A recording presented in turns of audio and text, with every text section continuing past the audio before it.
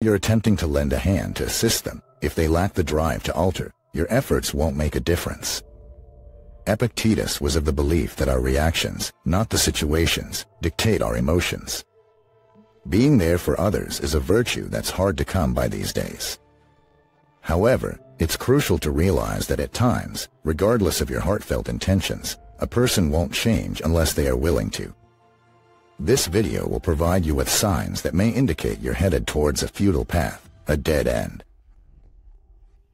We'll shine the spotlight on 9 categories of individuals who, for various reasons, don't want to be aided and often need to tackle their issues independently. But before we commence, don't forget to subscribe to our channel to stay updated. Starting with the first category, some people are ensnared in their own self-crafted illusions. They deceive themselves with their self-spun narratives, which contradicts the Stoic philosophy of introspection and authenticity. Akin to sweeping problems under the rug, Stoics emphasize confronting our slip-ups for personal growth. The issue with these individuals lies in their deep-seated belief in their own fabrications, to the extent that they overlook the glaring reality. They fail to realize that our emotions can distort reality, often seeing things through the lens of their feelings rather than how things truly are. Their actions aren't malicious, they are merely caught in their cycle of self-deception. This could be a coping mechanism developed during a challenging childhood, where the need to fit in shaped their worldview. These obstacles might have driven them to concoct a comforting version of reality. Assisting them is a complex task, as they've erected a formidable mental barrier. No matter how much you try to prove the earth is round, they'll retaliate with a flat earth argument. Their acceptance of reality requires professional psychological intervention, much like the ongoing political debates where individuals stubbornly cling to their views, ignoring logical inconsistencies, believing they're right even when they contradict themselves. The second category is opportunists. The ability to deeply understand others is a rare and beautiful human quality. Stoics advocated viewing the world with empathy, experiencing others' emotions without prejudice. But beware of those who exploit this generosity. Some people perceive it as a flaw and feign friendship to take advantage of you. To identify them, observe their behavior. Genuine friends ask for help only when they truly need it, whereas opportunists persistently ask for favors, often for tasks they can manage themselves. Such individuals have a knack for inducing guilt, frequently asking for help and making you feel obligated. They show disregard for your time. It's disheartening because they coerce you into helping them even when you're reluctant. They guilt-trip you into complying. Despite numerous rescues, they don't alter their behavior, assuming there'll always be someone to bail them out. It's advisable to distance yourself from such individuals without any guilt. Keep in mind, your primary concern should be yourself and fulfilling your commitments. Lastly, the third category comprises people who are absorbed in themselves. They are so egocentric that they believe everything revolves around them. For instance, when discussing something like escalating traffic issues in your city, they might dismiss it as irrelevant simply because they haven't encountered it. If you share some good news like a new job, they might eclipse your joy by lamenting about their own job dissatisfaction. It appears as if they're intent on diminishing your happiness and substituting it with their woes.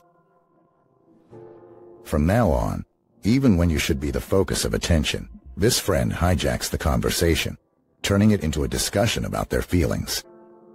It's as if your thoughts or feelings are insignificant. Would you still support someone who only thinks about themselves? If so, do you have the conviction to ask them to change their ways, to care about others too? Remember, if you attempt to help someone improve but they're unwilling, they won't transform. Moreover, if you are striving for betterment and those around you exude negativity, they might impede your progress. In such cases, it might be best to distance yourself from such individuals. The fourth category features individuals who refuse to accept their mistakes. Such people lack self-awareness and humility, traits deemed crucial for self-improvement by philosophers like the Stoics. These individuals persist in denying their fault, constantly blaming external factors. It's essential for them to acknowledge their mistakes and learn from them. They act impulsively, oblivious of the impact of their actions on others. If things go awry, they lay blame on someone or something else, never themselves. They either fail to see how their decisions affect others or simply don't care about the repercussions. Unfortunately, helping them can be challenging as they resist admitting their faults. If any mishap occurs due to their choices, they convince themselves that they are not at fault. If you believe you can teach such individuals humility, you might be wasting your energy. They invariably find a scapegoat for their failures. Failed an exam? The teacher's to blame. Car accident? It's the weather's fault. A messy house? Blame it on their job. Can you genuinely help someone who refuses to admit their blunders? It's advisable to step back. If they continue to resist your efforts to guide them, it's not worth your exertion. They usually just grumble and might even drag others down with them. It's wise to distance yourself while you still can. The fifth category encompasses people who don't plan for the future.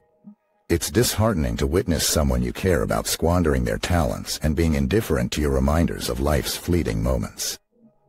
You believe they are capable of achieving much more. While living in the present moment is essential for happiness, that shouldn't deter us from setting future goals. What we do today shapes our future. True happiness is experienced when we utilize our innate and acquired skills to improve our lives. Sadly, some people are short-sighted. It's not that they lack skills. They just don't think about how to employ them for the future. They are proficient in many areas. The best way to help them isn't by imparting new skills, but by motivating them to use their existing skills. Often, all they need to do is take action. If they continue to depend on external help and don't take initiative, it becomes challenging to foster growth in them. Their complacency hinders their progress. Ancient philosophers believed that striving for a better life is essential. Otherwise, negative emotions like anxiety can creep in. If you're interested in achieving supreme happiness and success, like ancient thinkers, leave a comment for a free ebook. Lastly, the sixth category includes those stuck in life's negatives. These individuals tend to view the glass as half empty, which is a stark contrast to ancient philosophers who advocated for tranquility, resilience, and gratitude during hardships. It's crucial to acknowledge both life's highs and lows to maintain mental wellness. While we all have our share of bad days, feelings of anger, or sadness, it's entirely different to solely focus on the negatives while disregarding the positives of life. This mentality only instills more melancholy and obstructs the view of the world's splendor. Some individuals specialize in dwelling on the negatives, and you'll soon realize that aiding them becomes a futile endeavor. Their perpetual negativity can start to influence your mood.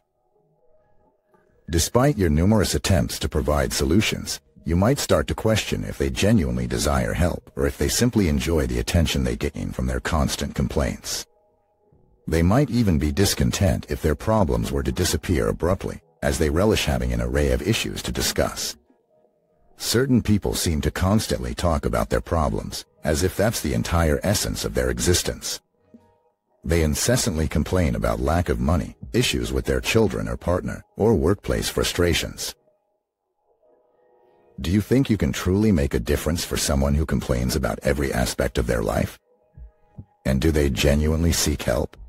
It might be best to refrain from attempting to assist. To maintain your optimism and vigor, it could be more beneficial to allow them to find their own way. Ideally, over time, they might learn to adopt a less negative outlook. Focus your energy on those who genuinely appreciate your advice and have the desire to improve. If not, you may end up adopting the same negativity you were trying to combat. The seventh category encompasses individuals who refuse to accept their fault, constantly blaming others and lacking self-reflection. This contradicts the philosophy that we should concentrate more on our reactions to situations rather than the situations themselves. How can you assist someone who attributes all their problems to others and fails to recognize their errors? If they can't identify their missteps, they'll never strive to improve, believing they're already perfect. People who are habitual of playing the blame game either fail to see their mistakes or consciously choose to overlook them. Whether it's the lack of friends, poor health, or missed job opportunities, it's always someone else's fault. The best assistance you can offer is to let life lessons teach them. Eventually, they might recognize the genuine issues. The eighth category includes individuals who expect the world to cater to their every whim. They believe they deserve everything just for existing. Stoic philosophy emphasizes living in harmony with the world and others and earning respect and rewards. Despite the best intentions, trying to help these individuals see reality differently often ends in vain. They might even perceive it as a threat. Their sense of entitlement often leads to the exploitation of those trying to help. These individuals feel they deserve special attention when situations don't favor them, even from those who've previously helped them. They are likely to comprehend the need for change only when they are subjected to similar behaviors they've been exhibiting. Lastly, the ninth category includes people who resist learning or change. Stoicism encourages self-awareness and continuous improvement. However, some individuals are reluctant to acknowledge their flaws or seek growth. They remain stagnant, often faulting others for their circumstances. Helping such individuals can be challenging due to their unwillingness to listen or accept guidance. For instance, consider Joe, who never concedes when he's at fault, even in the face of glaring errors. He consistently finds someone else to lay the blame on. Sarah receives constructive feedback at work to enhance her performance, yet she disregards it, convinced that her approach is superior.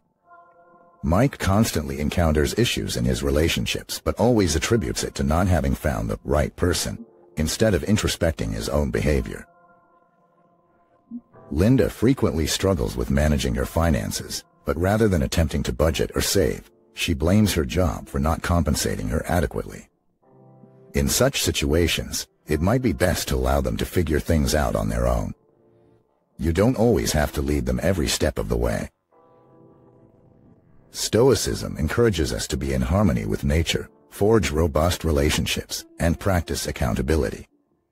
By embodying these teachings, we can aspire for a meaningful life in sync with the universe.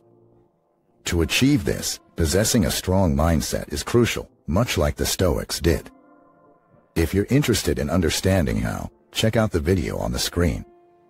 Until next time.